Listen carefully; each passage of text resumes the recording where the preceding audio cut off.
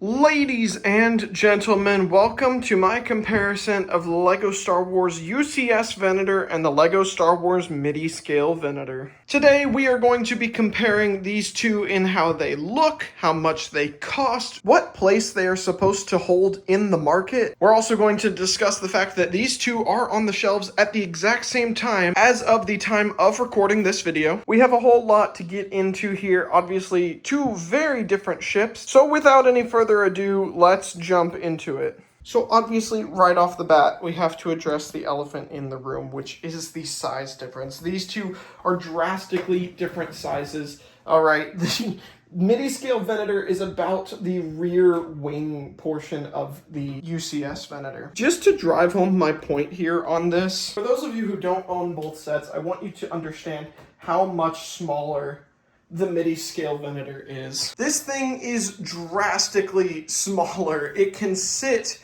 basically on one of the wings of the Venator and fully just hide in there. Like, it is fully on one half of the Venator. Pretty crazy how much smaller it is. The first difference between these two is actually the cost. All right, you might think it's the size, but the size is just a result of the difference in cost. Now, these things are coming at drastically different price points. $650 retail and $80 retail. Meaning that for the price of this, you could buy 8 of these. Which is actually really crazy because 8 of these is a lot of Venators, right? Like, a lot. And the result is not only a difference in price, not only a difference in size, but also a difference in detail. On the UCS Venator here, you can see all of these different indents with the different color gray, the dark bluish gray in there. You can see larger panels, much more detail on the guns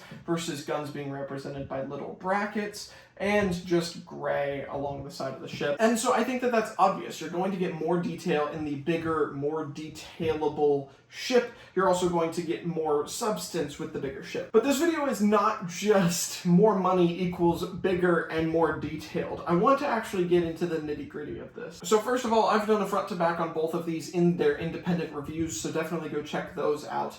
But one of the interesting differences is that on the much bigger, more expensive set, we have 6 stickers. These are stickers, and there are 2 here at the rear, whereas everything on this is actually printed, and it looks so much better. We have printed logos, we have prints back here for this portion, and we have, obviously, the printed plaque on the front. On the UCS Venator, the only print you get is the 20th anniversary of Clone Wars brick and the Venator plaque. So pretty interesting that for all this money, we don't get prints here, and the fact that they're doing it in an $80 set does make my gripe about that on this a lot bigger. Because, LEGO, why are we installing these giant stickers that are the wrong color for $650? Pretty interesting. I don't really know where the decision-making came in on that. Now, the UCS Venator is retiring at the end of 2026, which is very interesting because that means that these exist on the shelf at the same time. Now, it's not like they're targeting different consumers. This is not a playset. These are both 18+ black box adult collector sets. They are meant to be built and displayed, which both of them will be for me. But it's very interesting to me because they're on the shelf at the same time. They're targeting the same consumer. They're at such drastically different price points. You can get 8 of those bad boys for this one. So this is a big purchase. It's just so fascinating that LEGO would go and put these at the same time. Now, as I mentioned in my review of the Midi Scale Venator, it would have made more sense to me to release it last year. In 2025, it was the 20th anniversary of Revenge of the Sith, and it would have made perfect sense to release that set for that. But LEGO didn't do that, but they also didn't wait until 2027 when this would be retired, and they could issue the newer, smaller Venator to go in for all of the people who missed out on a chance to buy this, but also all of the people who didn't buy this because they couldn't afford it. Well, now we can sell you the solution. Instead, they're putting them on shelves at the same time, which I'm kind of mixed on. On the one hand, it does make you kind of question this set, like, why spend the extra money? There's kind of an extra hoop you have to jump through when deciding to purchase this. You do have to decide, is it that much more worth it to get this over that? So it's just very interesting that LEGO would do this. Now, on the other hand, I do really love it from the standpoint of giving consumers options, right? You can buy it in a small or a large, you can get your favorite ship the way that you want to. So it's very interesting to see LEGO kind of doing this at the same time, where we haven't seen this before. Now, as an example, we have had the same thing on shelves at the same time before, but usually it's a UCS and a play scale version. In this case, like I said, these are targeting the same consumer, an 18 plus build it and forget it set that just sits there and looks beautiful. So very, very interesting that they would go and do that.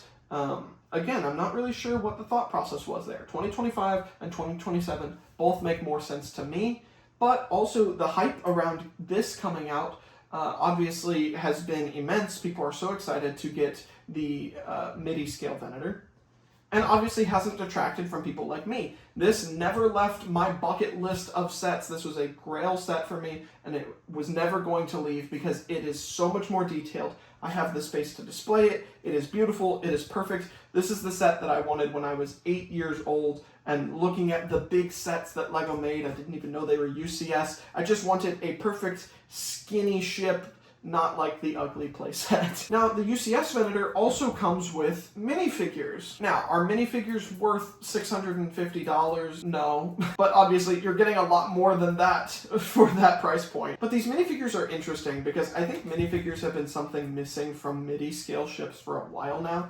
And I think that it just proves that if you could put minifigures on a UCS set and it just adds to the value, it would add to the value on a Midi scale ship as well. They even give you the little points at the bottom of the ship to actually go ahead and attach minifigures, but then they don't give you the minifigures to do it. So which one would I buy in 2026?